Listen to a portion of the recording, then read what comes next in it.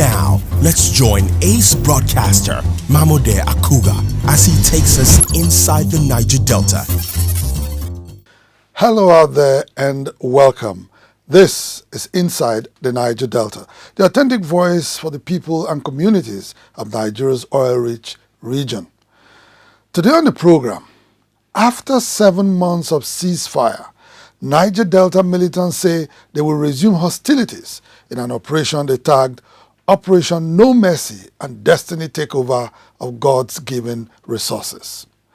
Also, Niger Delta women from Ikebiri community in southern Niger local government area of Bayelsa State take their destiny into their own hands as they take over an Ajip Oil Company houseboat to protest an oil spillage from an Ajip oil rig which has completely polluted their rivers and farmlands. And finally, on the program today, contrary to a wide-held belief that the Niger Delta militants are responsible for oil theft, a member of the House of Representatives, Honorable E.J. Agbonaima, representing Ikpobahoka Federal Constituency, says a cabal of very powerful Nigerians are guilty of the illicit trade that is costing the federal government of Nigeria huge sums of foreign exchange revenues.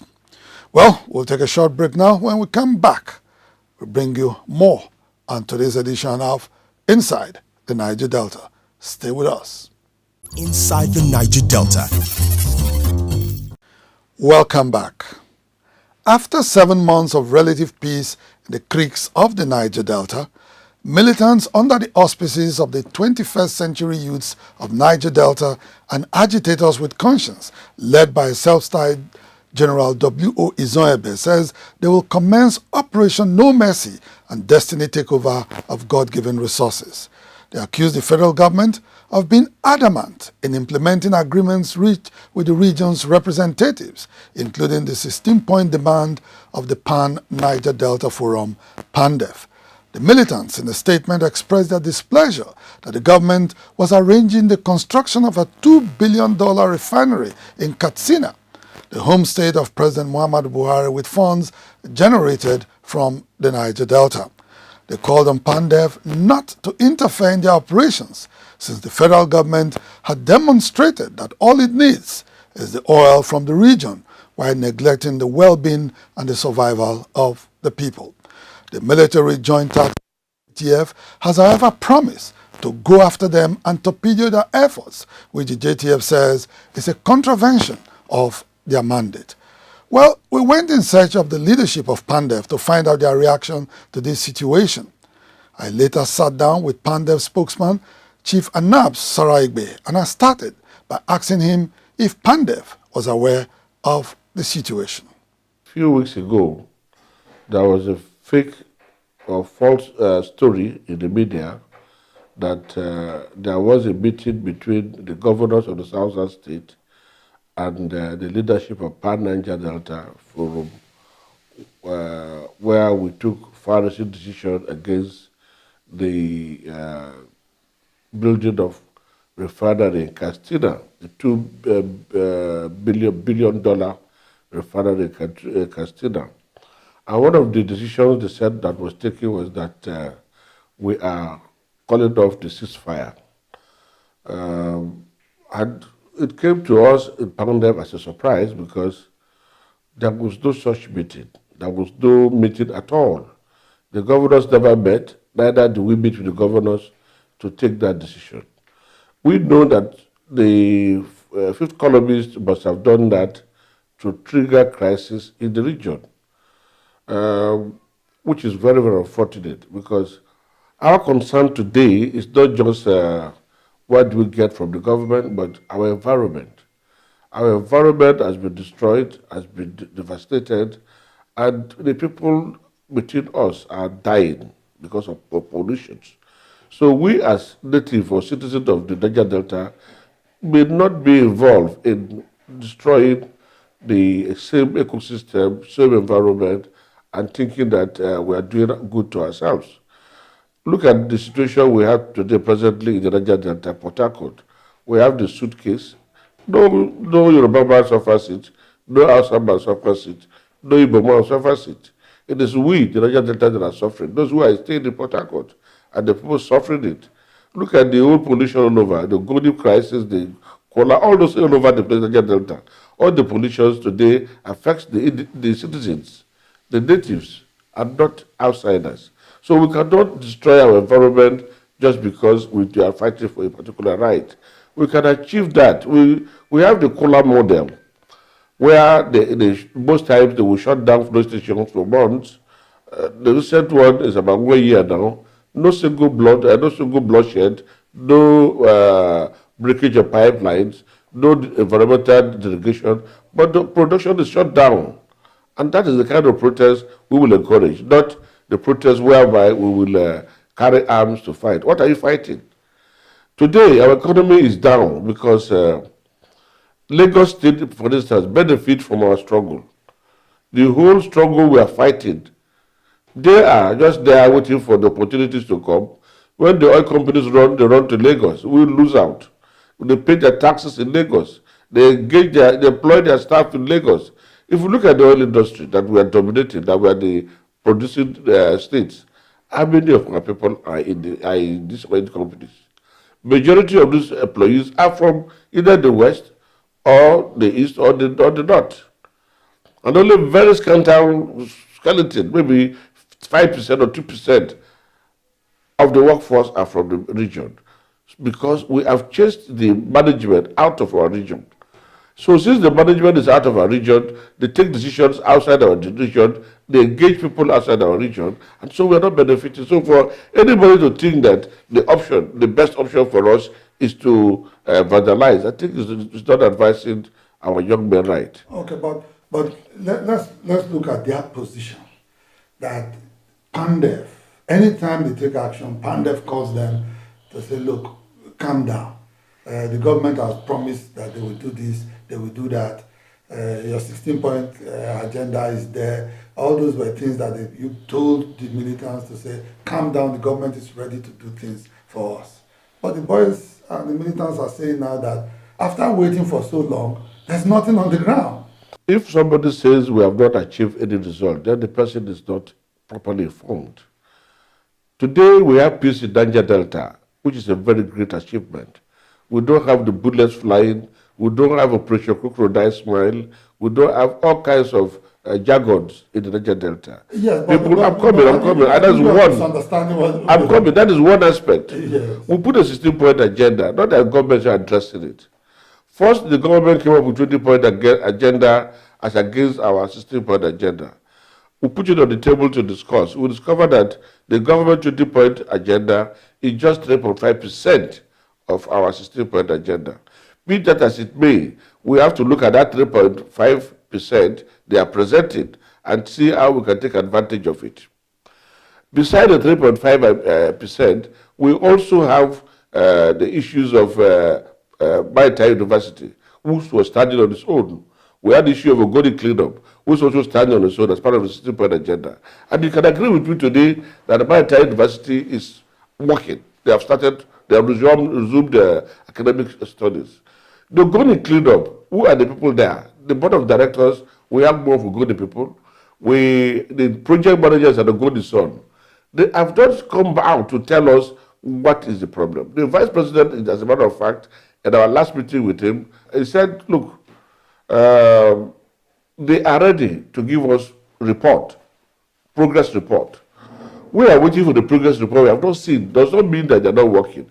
Anytime we got in touch with the project manager, he said, oh, they are making this, they're doing this, they're doing that. Agreed, we want to see physical improvement, physical development, physical work.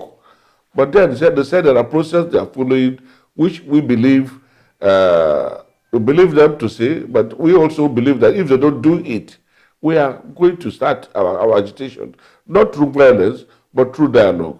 We are still asking for the full implementation. When we say full implementation means one or two things have been done, but you have not done all.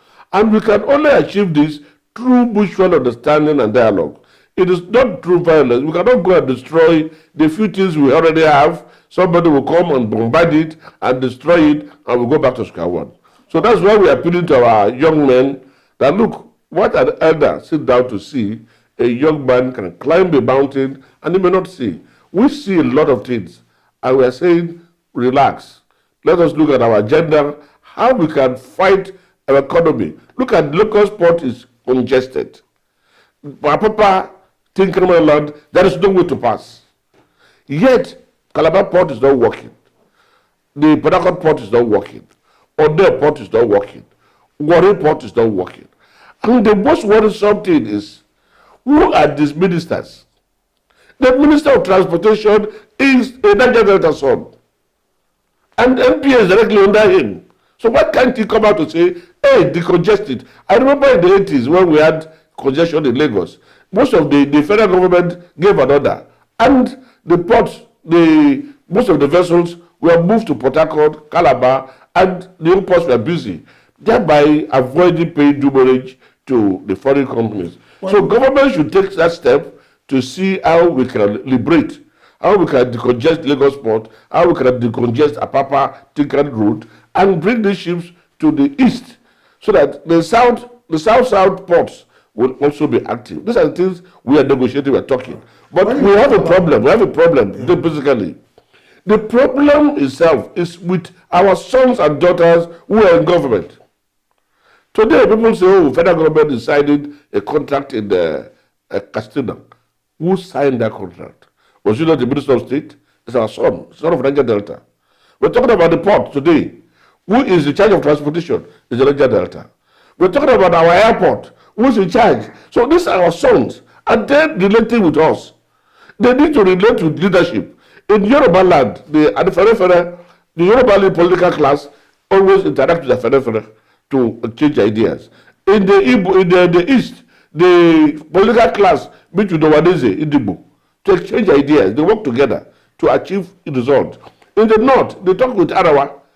But our own case, when they move there, they are no longer part of Niger Delta. They are purely on their own. They are different human beings altogether. They are bigger than Niger Delta. They claim to be militants of Niger Delta. When you are not relating with the people of Niger Delta. So we should not only blame government. Let us look inward. 30% derivation is given to our governors.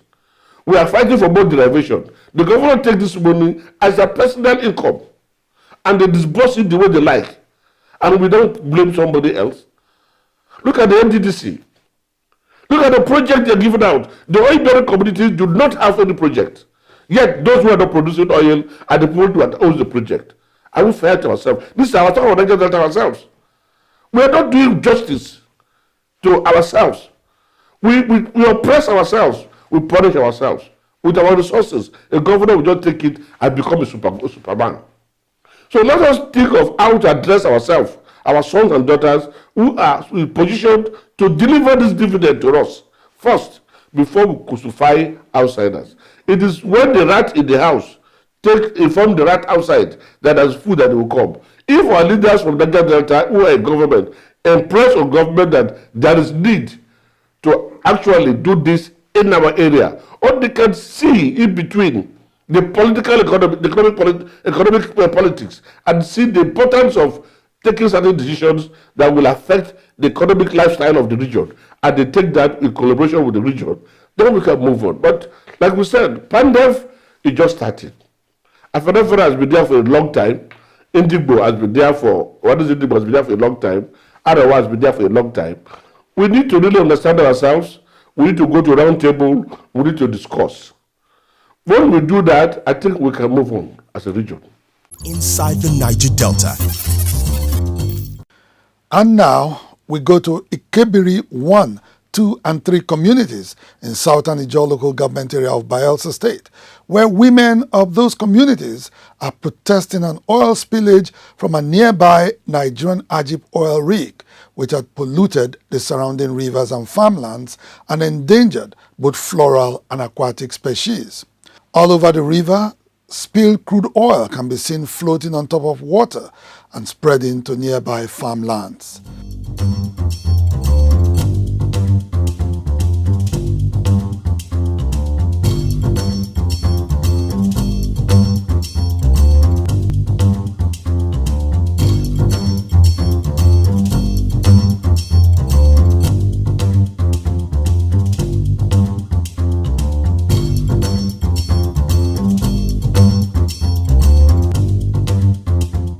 Though there is no response yet from Ajip Oil Company, natives of Ikebiri 1, 2 and 3 communities say the spill is easily traceable to the Ajip Oil Company wellhead in the area. They called on Ajip Oil Company and the federal government to step into the matter and assist them to alleviate the sufferings as a result of the effects of the spill on their source of livelihood. Farming is our source of livelihood, but now crude oil has polluted the river. Our trap and net catches nothing. We and our newborn babies bath and drink from the polluted river. We are dying of hunger, so government and the company should provide food and relief materials.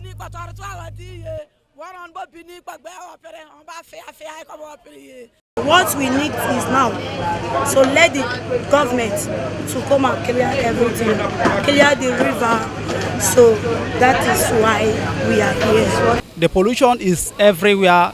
Our mothers, our sisters, brothers, and every other body, no way to drink this water. All the net and the fishing net and every other things are being spoiled. So let Nigerian Ajip Oil Company should become and address all the situation ground and settle all the matter in this our territory. These people are very angry. The women in the community, also the youths, the elders, the chiefs, the highness in the various community, they are not happy. Ajip should quickly look into this matter to rectify it before they should commence their work in our territory. Meanwhile, women of the communities have taken over the Ajip houseboat and they say they will occupy it until the company shows some willingness to alleviate their plight.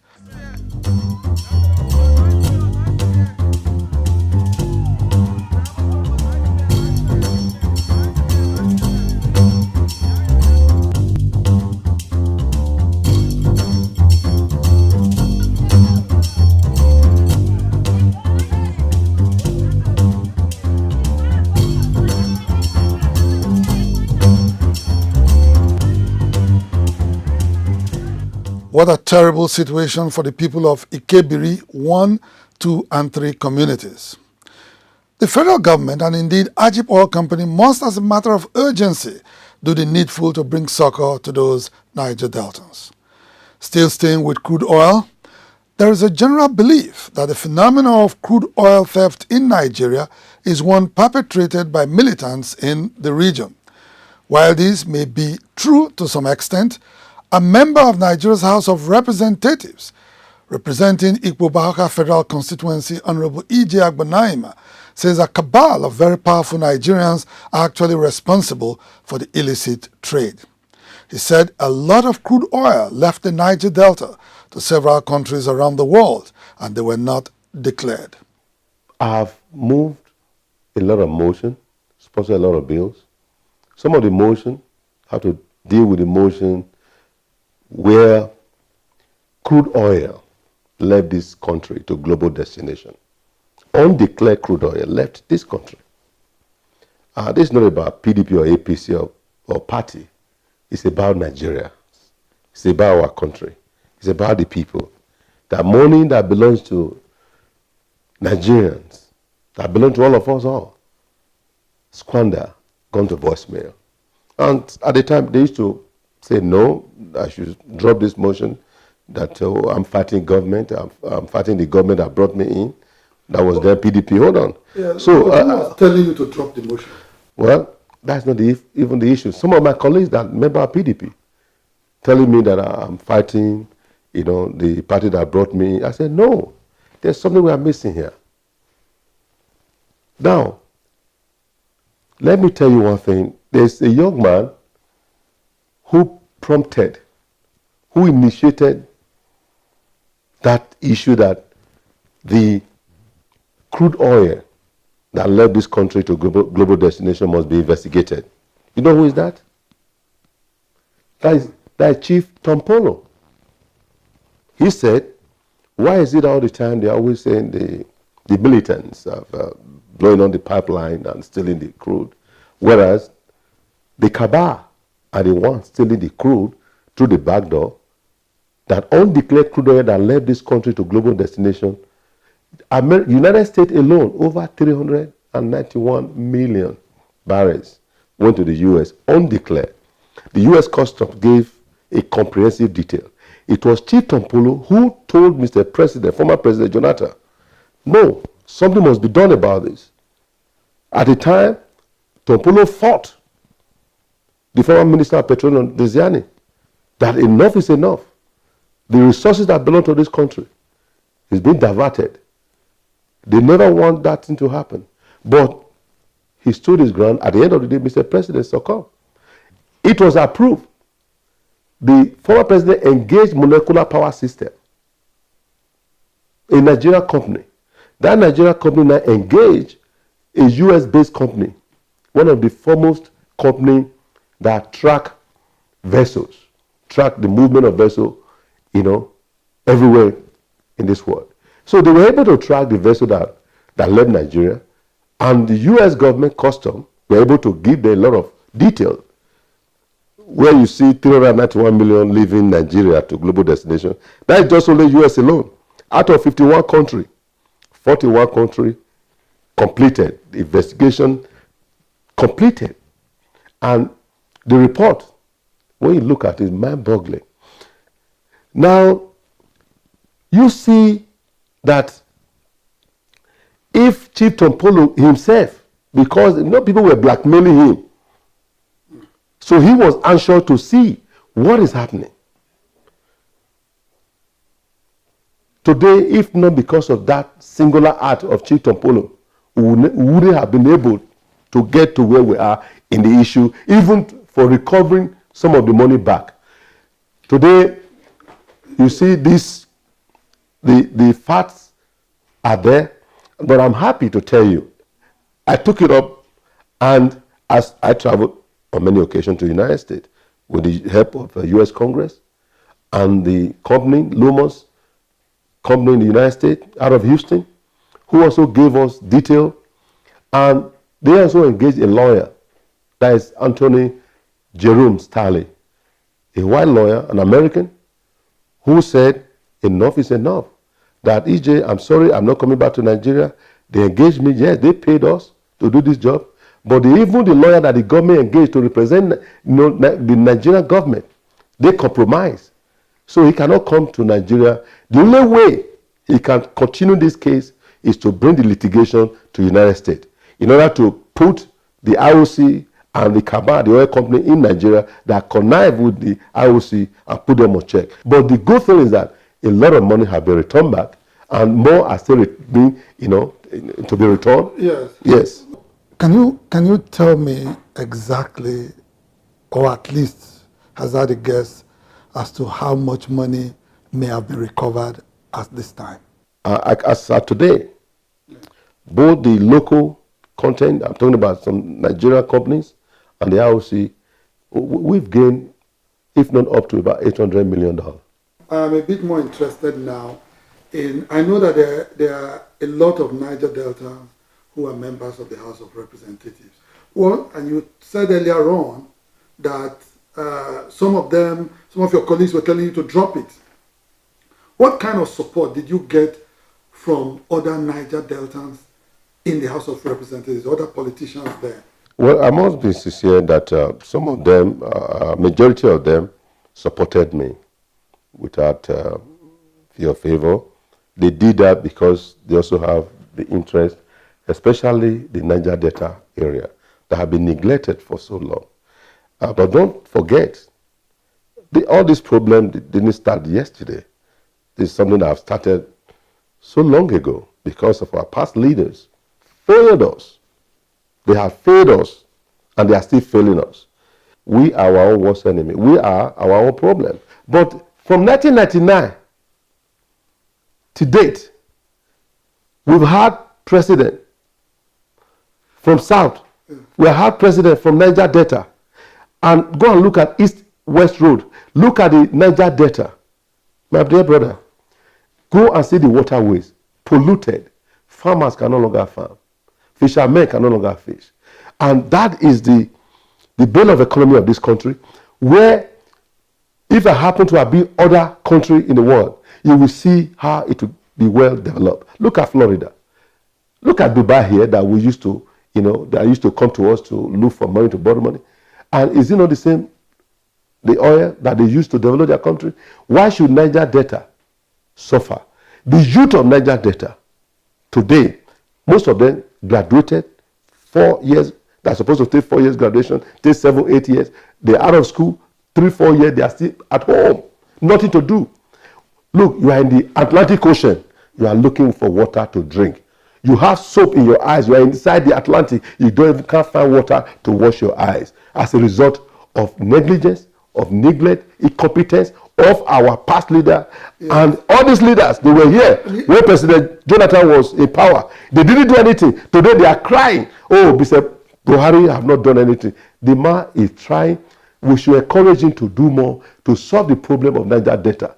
If the 30% reservation that's supposed to be used to develop Niger Delta, there's no way Niger Delta will not be among, the area in the world that people will want to come and visit. Is it waterways? We have one of the best waterways. Is it the landmark? The land, beautiful. But what has happened? The oil pollution have destroyed everywhere in Niger Delta. Inside the Niger Delta. Well, this is where we draw the curtain on our program for today. I am Mahmoud Akuga. Thank you all so much for watching, and bye for now.